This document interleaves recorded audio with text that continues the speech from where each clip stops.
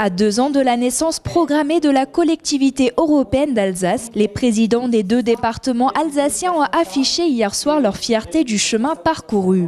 S'il reste de nombreux points à préciser, Brigitte Klinkert et Frédéric Bierry commencent déjà à aligner leur politique départementale, notamment concernant la taxe foncière. Dans les 2 départements de Bas-Rhin et du Haut-Rhin, parmi les 10 départements dont les taux de la taxe foncière sont les plus basses. Mais le Bas-Rhin avait une taxe un tout petit peu plus haute que le Haut-Rhin.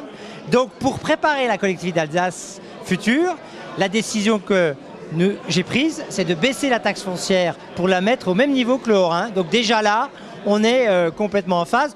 Cette nouvelle collectivité européenne d'Alsace regroupera des compétences des 2 départements, mais aura aussi des compétences uniques en France, comme la gestion des routes nationales. Pour pouvoir mettre en place un système de régulation du transit poids lourd, par exemple par l'extension de la Meute.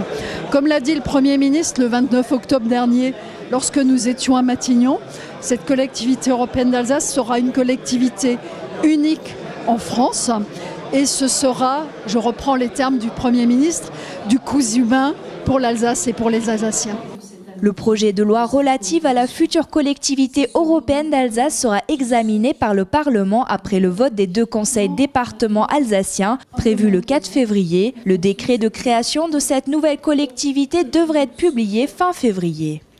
RGDS, partenaire des Alsaciens qui s'engagent.